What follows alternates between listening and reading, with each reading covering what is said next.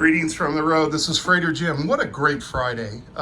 This is my 7th or 8th visit to the Volo Family Museum. I inserted family in there because I think it is your family museum.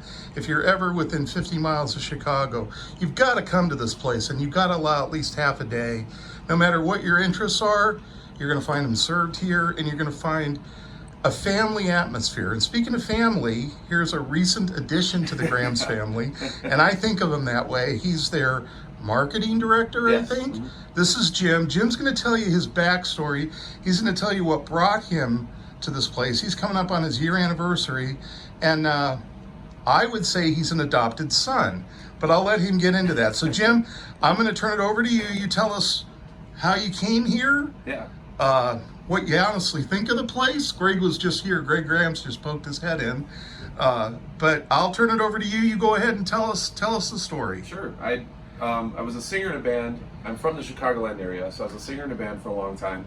And we used to do a lot of intros and spoof videos. And one time on Facebook I posted, hey, does anybody have a DeLorean? I was just looking for a regular DeLorean because we were doing this Back to the Future skit.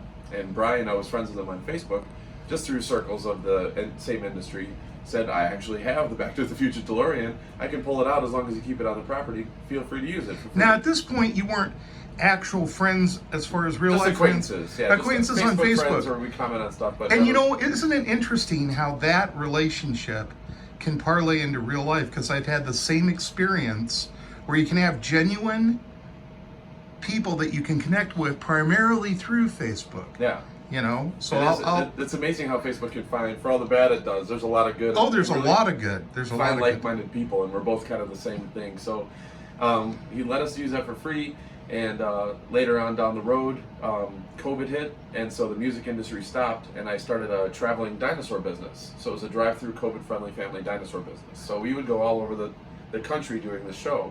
Well, in May of last year, we rented out Great America right down the street. And all month of May, we were going to set up shop in the driveway of Great America and do this drive-through dinosaur show. So as we're promoting it and getting ready, I noticed that Volo is coming up with this dinosaur experience that debuted in May, literally the exact same month that we were showing up. Oh, the competition. Right? And so I messaged him, I'm like, hey, I don't know how this is even possible, like in a 1 in a million odds, but our dinosaur is debuting at the same time your dinosaur show. We're only a month, we're only there, but we're spending a ton of money, and I just want to give you a heads up if you want to either collaborate or hold off a month, because I don't want to. How respectful. Yeah, and just out of respect, really, and he appreciated that, and then we kind of started talking again about dinosaur stuff and just kind of kept in touch. Now this was Brian. This is Brian Grams. Brian Grams. So we kind of kept in touch after that. We ended up selling the business in December of this past year, and I didn't have another plan, so I just kind of, again, funny, posted on Facebook, hey, I'm doing marketing. I kind of do all facets of it, from PR and advertising to graphic design and make videos, and I kind of do all of it. Does anybody need anything? And Brian's like, give me a day and let me message you back. So you posted availability for your skill set on Facebook. You didn't directly contact Brian. Brian saw that. Right. And he said, let me get back. So this is serendipity, if you will. It was meant to be. It really wow, was. That's amazing. And he's kind of seen the stuff that I've done over the years, and I've seen the stuff that he's done over the years. So when this opportunity came up, he's like, I'm not really hiring for this, and I'm not looking for it. Let me talk to my dad and my brother and see if this is something that they might be interested in. And then the next day he called me and he's like, come on in, let's talk. And okay. So I came in there and I'm like, we kind of talked about what his direction is and where everything was going. And I'm like, this is kind of fun. Like there's a Batmobile and a classic car, and you got this coming up, and there's a hot rod shopping cart over here, and right. Like this seems like this could be a really fun job. Right. And so the day one I started, and I'm like, so what, what do you want me to do? And he's like, I don't know, do what you do. And I'm like, well, what does that mean? I don't know. So I kind of just walked. I spent probably 2-3 days just walking around and just taking notes. What is it? What are my first impressions? How do I feel? Like the stuff. What invokes when I first walk through, and I made this like 8-page marketing plan of just ideas, and here's what I think could be better, or here's what's missing, or here's what's great, or here's what needs to be promoted more, and I just kind of did this whole list, and I brought it to him and showed it to Greg, and they're like, okay.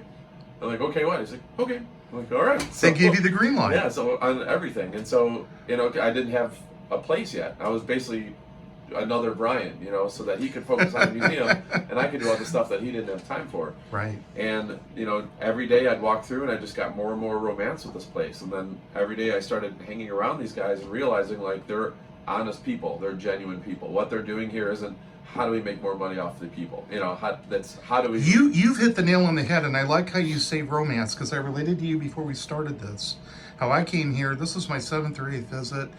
I first came here in April because I dropped off a Model T telescoping apartment camper that I helped sell through a friend, a mutual friend of Greg's, and within 15 minutes, I felt that romance. The same thing that you're talking about. And it's very difficult to articulate, but that's the closest word I think that you put. It is a romance. Yeah. And you're right, because their attitude here is not how can we make more money. It's how can we serve the public. Yeah. And, how do we make it better? How do we make the experience exactly, better? exactly. The money will come, you know, and you put you're the passion exactly into it, right. people will pay to see it. You're So, exactly right. And it has. We've been growing, you know, tremendously, and they just keep adding to it, and people keep coming back, and new people keep hearing about it. So, and it's neat here because in my office I have 2 windows that this is kind of the first showroom that they walk into before they start the trip. Right. And I get to see people, and you'll see these guys in their 80s that are just kind of poking along, looking at the cars, And they'll then light they up. see one car, and boom, they're 40 years younger. They're light up. When I had this, we went out on this one road. Oh man, I had a green one just like this. Oh, you know, you see them, and like that's infectious. That's where I get my energy from, is to see that, because you can't. That's authentic. That's a real response. And then another kid that had no idea that car even existed is like, whoa. What is that? This 58 Cadillac. Like, this thing's like a work of art. I've never seen anything like it. It's amazing, you know? So you get to see the different generations, and the response is all authentic and totally different. Some it's nostalgia, some it's excitement, some it's curiosity, some it's learning about how these old cars went together and how the first, you know, muscle cars really came about, and how much we appreciate them now. And then you get into the other stuff from the military side to just the fiberglass boats. That's something who knows or cares about. And then you go and check them out, and you're like, this is really cool, man. This is a really cool collection of stuff. So the more and more I kept doing it, they're like, are you getting sick of it yet? I'm like, no, I'm still a kid. Like, this is fun. A kid in a candy store. Every single day there's something fun that we get to promote, and it's all about, it's not selling something. I just have to let people know about it. It sells itself. You're exactly right. And that's where people don't get. They think I have an angle. And I don't have an angle. I transport to travel, and I travel to tell stories from the road. And I've been doing it since 2006. And this is the greatest ongoing story that I've ever been privileged to tell. And it's like Christmas. Every time I come here, it's like coming down the stairs and looking at what's under the tree. And I think you made a really good point, because your office is right on the cusp, right on the edge of the main showroom. They just spent a significant amount of energy and resources to resurface the main showroom floor, which really needed it, but it was necessary. Yeah. And what's interesting here, and I think Jim can corroborate this, pretty much all the proceeds after expenses from the sale of the cars, whether it's one of the 90 percentile that they own and they sell, or one of roughly the 10 percentile that they sell on commission for others, it all goes back into the museum.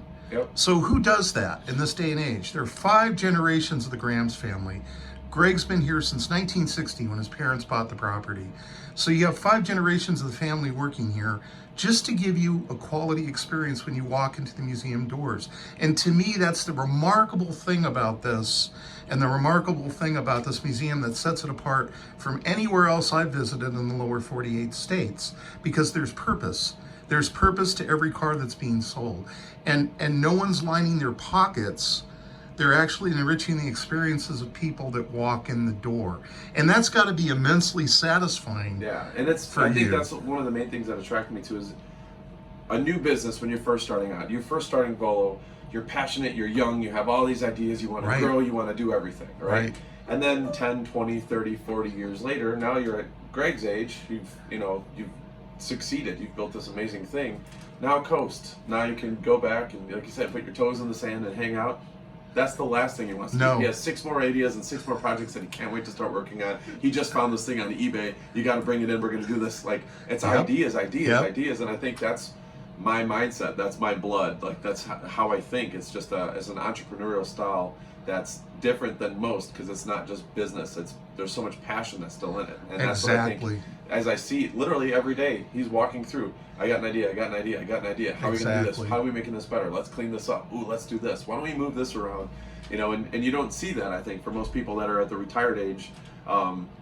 They kind of pass off, you know, they pass it off to the next generation and let them put all the energy in it and passion into it. And he's here every day. He's got the cart around. He's involved. His hands are in every. Or he's mowing the grass. Or he's mowing the grass. Or he's running a piece of heavy equipment. Yeah. And I think you hit the nail on the head.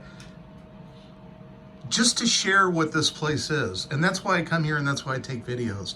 And that's why I sit down with Jim, because hopefully you can sense the passion. This is more than a job for him. It's an adventure, if you will, but it's also an opportunity to share something really great with people out there. And that's the thing. This is such a quality experience for the family. It's a privilege to share this, to try to get it across to people that they need to make this a stop, whether it's on a vacation, whether it's on a weekend, whether it's on when you're in the area. You need to come down here because once you come, it's like catching a good disease. You're gonna want to come back. You're gonna want to come back for more and more and more in a good way. And along those lines, I'm offering out of my own pocket an annual membership, an annual individual membership for people that post on my Facebook timeline today until 10 p.m. Eastern Standard Time. Post on there. If I pick you, you get a free individual membership. You can upgrade it to a family membership. I've never done this before, but I'm motivated. I got the idea this morning because this place needs to be patronized. You need to take, if you're buying a car, if you're selling a car of a certain class that they're interested in, consider Volo Auto Sales, because your money goes back into the museum and it makes for a quality experience for people that bring their families in the door. So we're going to sign off. Can you tell us what your hours are currently? Yeah, we're 7 days a week, 10 to 5 every single day. I think outside of Christmas Day, Easter Day, and maybe Thanksgiving Day, we're open 7 days a week, 10 to 5. And yeah, check it out. We're adding stuff. Just in the year that I've been here, it's tremendous, the amount of growth, and there's no stopping. I mean, every 6 months you're going to see a lot that's new, so definitely worth checking out. I know it's hard for you to be pinned down on this. What's your favorite, when I say that, you probably know what I'm going to say. I don't necessarily mean exhibit, but what's your favorite item here that if you think of Volo, other than Greg Graham's, what would you say is your favorite thing here at the museum? I mean, I'm an 80s kid, so like the Hollywood cars are just, I grew up idolizing and I had posters, so that's the cool thing. But honestly, the carousel, the Coney Island carousel room, that's mine it's too. Like stepping into a that's mine world. too. It's just all the pieces and everything is hand painted and individual and the works, fact, which is even more impressive. The gentleman that inspired Greg and maintains the equipment lives less than 10 miles away. Greg does a lot of business locally. He supports the local economy. But basically, the fact when you go into the carousel room or the carousel exhibit, almost all of those operate. And a few you can get tokens and actually sit and relax and enjoy the show. And for someone to commit resources to do that, it's a lot of money. That's just simply amazing. Yeah, it is. And it's not economically prudent, I might want to say, but yet it makes for a great family exhibit. Jim's very busy today. It's Friday. I just grabbed him. This wasn't planned. Thank you so much. I have utmost admiration and respect for you. Thank you. Follow Volo Museum on Facebook and watch for Jim's interview. There's spontaneous, there's the normal press interviews that he does, but he also does great spontaneous interviews. I want to thank him. Remember, folks, the Volo Museum, about 45 miles outside of Chicago in the northwest suburbs. You won't be disappointed. It'll allow at least 4 to 6 hours, if not a couple of days to come and visit. You won't be disappointed. Consider becoming an annual member, even if you only come once a year. You know, so that's it for me. Remember, winter driving out there, drive safe, arrive alive. This is Freighter Jim. Check back with you soon. Thank you so much, Jim. Thank you.